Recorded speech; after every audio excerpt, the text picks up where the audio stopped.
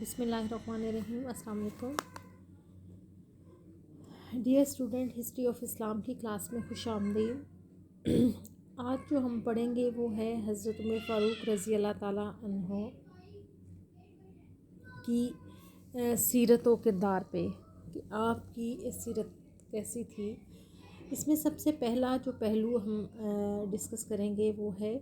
خوف الہی۔ حضرت عمر فاروق رضی اللہ تعالیٰ عنہ کا جو شمار ہے وہ اسلام کے مثالی حکمرانوں میں ہوتا ہے، اور جب ہم آپ کی سیرت کا جائزہ لیتے ہیں تو ہم دیکھتے ہیں کہ وہ بالکل بے داغ تھی۔ آپ احکام شریعت کے نفاذ کے سلسلے میں سختی سے کام لیا کرتے تھے اور یہ بہترین عمل تھا، لیکن آپ جو ہیں اللہ تعالیٰ کے خوف کا یہ عالم تھا کہ آپ اکثر و بیشتر یہ فرمایا کرتے تھے، کاش میں خس و خاشاک ہوتا، کاش میری ماں مجھے نہ جنتی اور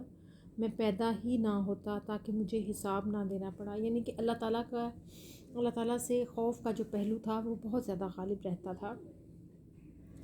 اور اس چیز سے بھی آپ بہت زیادہ آپ کے ذہن میں ہوتی تھی کہ آخرت کے مواخذے سے جو ہے آپ ڈرتے تھے، اور آپ نے اپنی پوری زندگی جو ہے وہ اسلام اور دین اسلام کی خدمت کے لیے وقف کر دی تھی۔ ایک مرتبہ آپ نے فرمایا، قسم ہے اس ذات کی جس کے ہاتھ میں میری جان ہے، میں تو صرف اس قدر چاہتا ہوں کہ بے مواخذہ چھوٹ جاؤں۔ نماز جب آپ ادا کر رہے ہوتے اور تلاوت کرتے تو جن آیات میں قیامت کا ذکر آتا وہ جب آپ پڑھتے تو پھر آپ زار و قطار رویا کرتے تھے، اور خوف خدا جو ہے وہ اس سے آپ جو ہے آپ لرز جایا کرتے تھے۔ اسی طرح سے ہم دیکھتے ہیں کہ حضرت عمر فاروق رضی اللہ تعالیٰ عنہ کی شخصیت میں ہمیں کچھ اور چیزیں بھی نظر آتی ہیں، جس میں ہم دیکھتے ہیں کہ حب رسول کے بارے میں ہم دیکھتے ہیں کہ آپ حضرت محمد مصطفیٰ صلی اللہ علیہ وآلہ وسلم سے بہت زیادہ پیار کرتے تھے۔ حضور کی وفات کے موقع پر آپ کو یقین نہیں آتا تھا کہ آپ صلی اللہ علیہ وآلہ وسلم کا وصال پا گئے ہیں، اور جس میں ہم دیکھتے ہیں آپ ہمیشہ جو ہے نبی پاک صلی اللہ علیہ وآلہ وسلم اور ان کے ساتھیوں کا خیال رکھتے، اور جب وظائف کی تقسیم کی بات ہوئی اور اس کا سلسلہ شروع ہوا تو آپ ان کے اصحاب کو جو ہے ترجیحی سلوک کرتے، ان کے سنتیں کی پابندی کا احترام کرتے اور سنت سے ہٹی ہوئی باتوں کو پسند نہ فرماتے تھے۔ پھر ہمیں آپ کی زندگی میں سادگی کا پہلو نظر آتا ہے۔ آپ بے انتہا سادہ زندگی گزارتے، لیکن ایک طرف اگر ہم دیکھیں تو ہمیں پتہ چلتا ہے کہ آپ کی شخصیت اور آپ کا جو جاہ و جلال کا عالم یہ تھا کہ حضرت خالد بن ولید جیسے فاتح جو ہیں وہ بھی آپ کے نام سے کامتے تھے اور اس بات کا وہ جو ہے اقرار کرتے تھے، لیکن حضرت عمر فاروق رضی اللہ تعالیٰ عنہ کا جو طرز زندگی تھا وہ نہایت سادہ تھا۔ اور جس میں ہم دیکھتے ہیں کہ بہت سارے لوگ جو ہیں پتہ چلتا ہے کہ جو آپ اپنی ذاتی تصرف میں جو چیزیں لاتے تھے یا استعمال کرتے تھے اس میں اگر ان کے کپڑوں میں پیوند لگے ہوں اور آپ ٹوٹی پھوٹی جوتی بھی پہنے ہوئے ہوتے، لیکن ان چیزوں کی طرف آپ کا دھیان نہ ہوتا، کیونکہ اللہ تعالیٰ نے آپ کو جن خوبیوں سے نوازا تھا تو یہ جو ظاہری شان و شوکت ہے اس کی طرف جو ہے آپ بالکل دھیان آپ کا نہیں تھا۔ اس کے علاوہ ہم دیکھتے ہیں کہ جب وہ خواتین جو بیوہ تھیں ان کے لیے جو آپ مشک اپنے کندھوں پر جو ہے لے کے پانی لینے کے لیے چلے جاتے تھے اور ان کے لیے پانی بھرتے تھے، جو اشخاص جن کو ضرورت ہوتی تھی ان کی ضروریات پوری کرتے تھے، اور جب بھی آپ کبھی مسجد نبوی کے کسی کونے میں فرش پر سوئے رہتے، یعنی کہ آپ کو اپنی ذات کے لیے کچھ نہیں چاہیے تھا۔ جب بیت المقدس فتح ہوا اور وہاں کے لوگوں نے آپ سے یہ درخواست کی کہ آپ وہاں پر آئیں فلسطین اور آ کر جو ہے معاہدہ لکھیں، تو حضرت عمر فاروق رضی اللہ تعالیٰ عنہ نے جو ہے ان لوگوں سے حضرت عمر فاروق رضی اللہ تعالیٰ عنہ سے لوگوں نے کہا کہ آپ قیمتی لباس جو ہے پہنے اور جائیں، لیکن آپ نے جو ہے اس چیز پر جو ہے کہا کہ جو آپ کا لباس پہلے معمول کے مطابق جو لباس تھا وہی آپ پہنیں گے، ٹھیک ہے۔ تو آپ کا کہنا یہ تھا کہ خدا نے جو ہمیں عزت دی ہے وہ اسلام کی عزت ہے اور وہی ہمارے لیے کافی ہے۔ اسی طرح سے آپ کے مزاج میں سختی کا عنصر بھی تھا، جس طرح سے ابتدائی طور پہ حضرت ابوبکر صدیق رضی اللہ تعالیٰ عنہ نے جب حضرت عمر فاروق رضی اللہ تعالیٰ عنہ کو خلیفہ نامزد کیا تو اس وقت کچھ صحاب نے آپ کی سختی کی بات کی، تو حضرت ابوبکر صدیق رضی اللہ تعالیٰ عنہ کا کہنا تھا کہ عمر کی سختی اس وجہ سے ہے کہ میں نرم ہوں، جب ان کے اوپر ذمہ داریاں پڑیں گی تو وہ خود بخود جو ہیں اس کے مطابق ڈھل جائیں گے۔ جب آپ اسلام نہیں لائے تھے تب بھی ایک بہادر شخص کے طور پہ آپ کا روب جو تھا وہ قائم تھا، لیکن اسلام لانے کے بعد کفار جو ہیں وہ آپ کے نام سے ڈرتے تھے، اور مسلمانوں نے پہلی دفعہ خانہ کعبہ جا کر باجماعت نماز ادا کی، اور حضرت عمر فاروق رضی اللہ تعالیٰ عنہ نے بھی جو ہے وہاں نماز ادا کی۔ اب اگر ہم دیکھیں جو بات کرتے ہیں کہ سخت گیری، تو ایڈمنسٹریشن کے لیے سخت گیری کا ہونا بھی بہت ضروری ہے، لیکن جب آپ نے ایک اتنی بڑی ریاست مدینہ کو جو آپ نے سنبھالا، جس کا رقبہ 22 لاکھ مربع میل تھا، تو اتنی بڑی ریاست کو سنبھالنا آسان نہیں تھا، اور جس طریقے سے آپ نے یہ تمام صورتحال جو تھی اس کو کنٹرول کیا وہ آپ ہی کی شخصیت کا خاصہ ہے۔ پھر ہم دیکھتے ہیں کہ آپ کی شخصیت میں اگر کچھ سخت گیری تھی تو وہ یہ نہیں تھی کہ اپنوں کے لیے ہو اور اپنوں کے لیے سخت گیری نہ ہو اور غیروں کے لیے نہ ہو، نہیں، آپ جو اصول تھے کبھی بھی آپ نے ان اصولوں پر سودا نہیں کیا، آپ تمام زندگی جو ہے، اگر ہم دیکھیں ان کی بڑائی کا ایک واقعہ میں اس میں آپ کے ساتھ شیئر کرنا چاہوں گی۔ حضرت عمر فاروق رضی اللہ تعالیٰ عنہ کے بیٹے عبداللہ بن عمر رضی اللہ تعالیٰ عنہ تھے، ان سے بہت ساری حدیث جو ہیں ان کے وہ راوی ہیں، لیکن حضرت عمر فاروق رضی اللہ تعالیٰ عنہ کی شخصیت کا یہ خاصہ تھا کہ وہ اپنی ذاتیات کو ترجیح نہیں دیا کرتے تھے۔ اس میں انہوں نے کبھی یہ نہیں کہا کہ حضرت عمر فاروق نے کبھی یہ سوچا ہو کہ ان کے بعد ان کے بیٹے جو ہیں وہ خلیفہ بنا دیے جائیں، نہیں، بلکہ اس کے آپ رضی اللہ تعالیٰ عنہ کی خلافت کے بعد ہم دیکھتے ہیں کہ حضرت عثمان غنی رضی اللہ تعالیٰ عنہ جو ہیں وہ خلیفہ بنے۔ اسی طرح سے ہم دیکھتے ہیں کہ حضرت عمر فاروق جو ہیں وہ ان کے اندر جو ذاتی صلاحیتیں تھیں ان میں ہمیں ایک چیز نظر آتی ہے کہ وہ بے انتہا ذہین تھے، اور اپنی ذہانت کا جو ہے آپ نے استعمال کیا، اور صاحب رائے بھی تھی۔ اذان کا طریقہ ہم دیکھتے ہیں، عورتوں کے لیے پردے کا حکم، شراب کی حرمت وغیرہ کے احکام جو ہیں ان پر ہم آپ کی رائے جو ہے کے مطابق ہی اترے، عورتوں کے لیے پردے کا حکم بھی۔ اس کے علاوہ ہم دیکھتے ہیں کہ فصاحت و بلاغت اور خطابت میں آپ ان ممتاز امراء میں سے شامل تھے جو عرب کے ممتاز امراء تھے، جن کو بات چیت کرنے کا اور جن کی بات چیت اور خطابت جو تھی وہ مشہور تھی۔ اسی طرح سے ہم دیکھتے ہیں کہ سپاہگری اور بہادری میں بھی آپ بچپن سے ہی ہمیں ممتاز نظر آتے ہیں، اور اپنے والد کی طرح مشہور نصاب تھے، یعنی قبائل کے نسب آپ کو بالکل یاد تھے۔ آپ نے اپنی زندگی کا بہت سارا حصہ حضرت محمد مصطفیٰ صلی اللہ علیہ وآلہ وسلم کے ساتھ گزارا تھا، لیکن آپ بہت زیادہ احتیاط سے کام لیتے تھے اور بہت کم حدیث کی روایات کرتے تھے، یعنی کہ ان سے مروی ہیں۔ فقہ میں آپ کا مقام جو ہے وہ بے انتہا بلند تھا۔ عبداللہ بن عمر رضی اللہ تعالیٰ عنہ، عبداللہ بن عباس، عبداللہ بن مسعود رضی اللہ، جن تک ائمہ فقہ کے سلسلے ملتے ہیں، آپ ہی کے تربیت یافتہ تھے۔ اور اس کے علاوہ ہم دیکھتے ہیں کہ ایک واقعہ جس سے ہمیں آپ کی شخصیت کا اندازہ ہوتا ہے کہ ایک یہودی اور ایک منافق جو تھا ان کے درمیان کسی چیز کے لین دین کا تنازع ہو گیا۔ انہوں نے حضرت محمد مصطفیٰ صلی اللہ علیہ وآلہ وسلم سے فیصلہ کروا دیا۔ آپ نے بیانات لینے کے بعد فیصلہ جو ہے یہودی کے حق میں دیا۔ یہودی کے حق میں دیا۔ وہ منافق مسلمان یہودی کو لے کر حضرت عمر فاروق رضی اللہ تعالیٰ عنہ کے پاس پہنچا اور آپ سے فیصلہ لینا چاہا۔ اس کا خیال تھا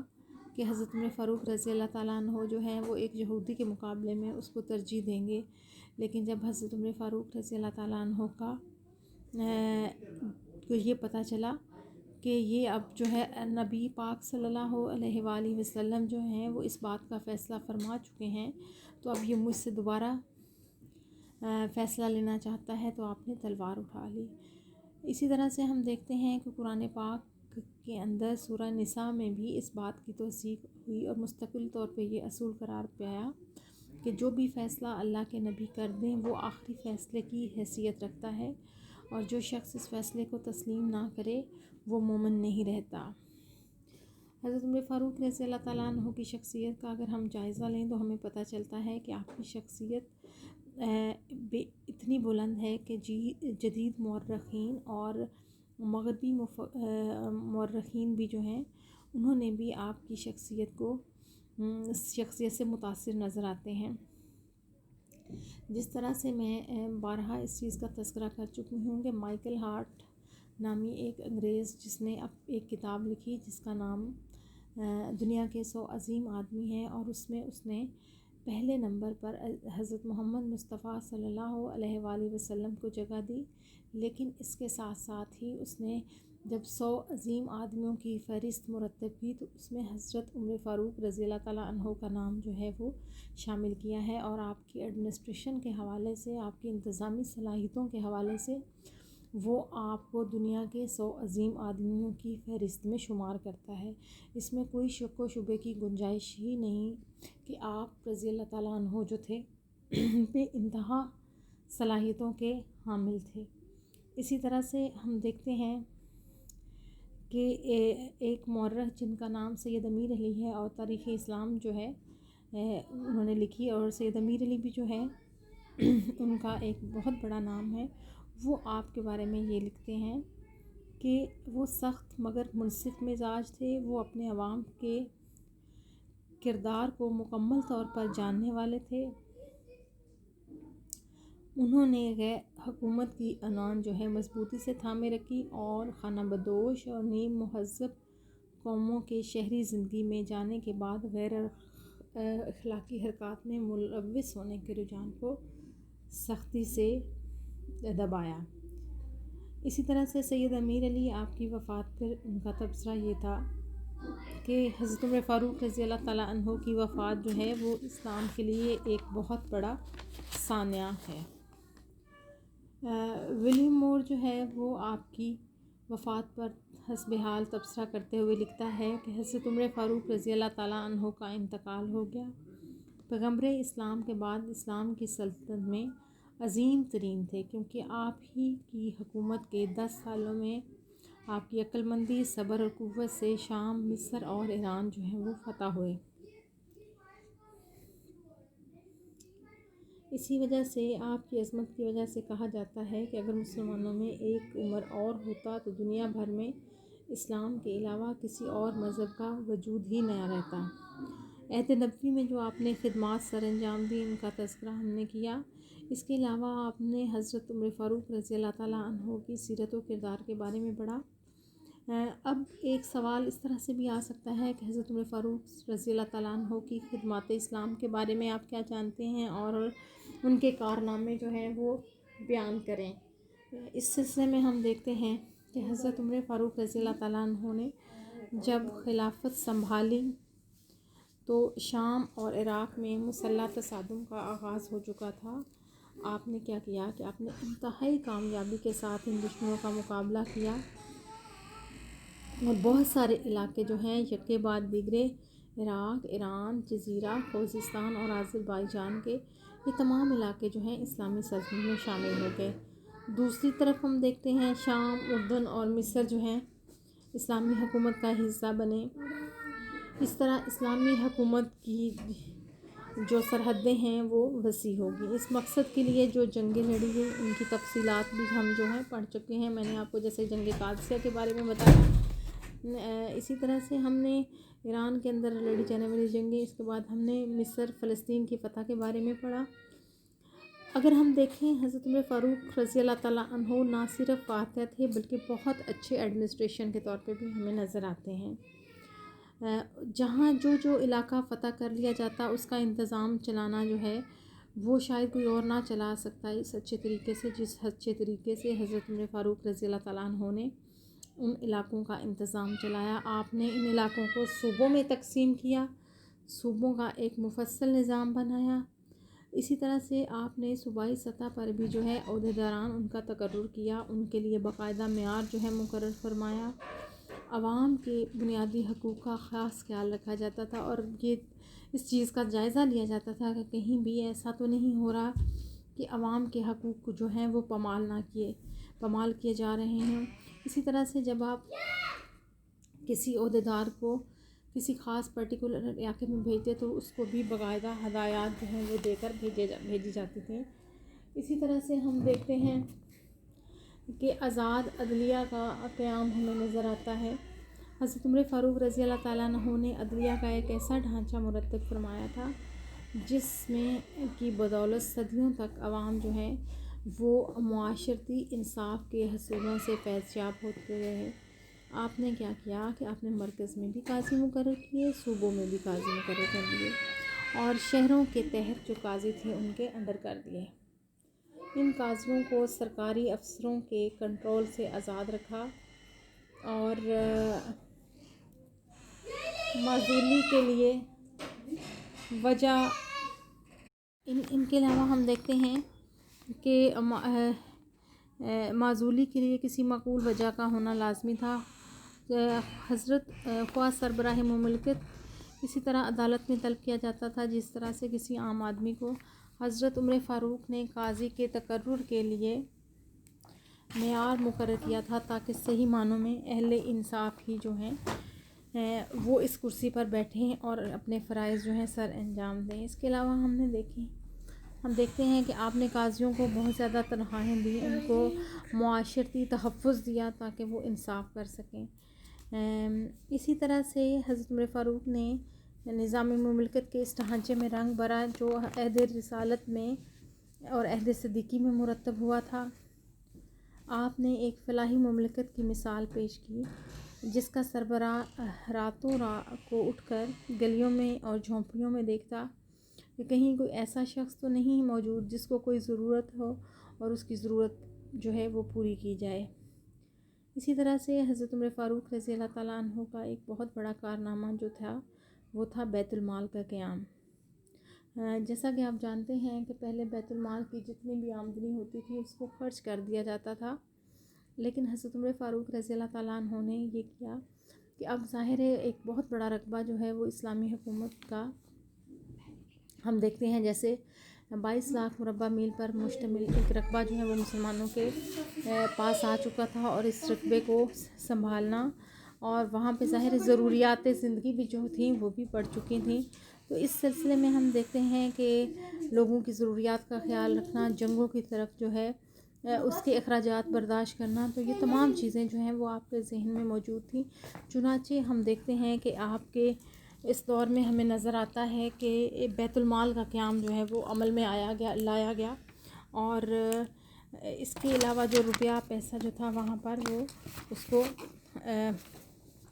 رکھا جاتا تھا، اور بوقت ضرورت جو ہے وہاں سے روپیہ پیسہ خرچ کیا جاتا تھا۔ اس کے علاوہ حضرت عمر فاروق رضی اللہ تعالیٰ عنہ کا ایک بہت بڑا کارنامہ جو ہے وہ باقاعدہ فوج کا قیام ہے، یعنی کہ باقاعدہ فوج جو ہے اس کا نظام جو ہے مرتب کیا گیا، اس کے لیے قواعد و ضوابط جو ہیں وہ مرتب کیے گئے۔ اور پہلے یہ ہوتا تھا کہ رضاکارانہ طور پر فوج کی بھرتی اب بھی تھی، لیکن اس وقت یہ ہوتا تھا کہ جب جنگ کی ضرورت ہوتی تب لوگ اکٹھے جہاد کے لیے ہو جاتے تھے، لیکن اب باقاعدہ فوج جو ہے اس کا نظام جو ہے ایک سسٹم جو ہے وہ اڈاپٹ کیا گیا۔ اس کے علاوہ ہر سال 30,000 کے قریب جو ہے فوج جو ہے وہ بھرتی کی جاتی تھی۔ ان فوجیوں کو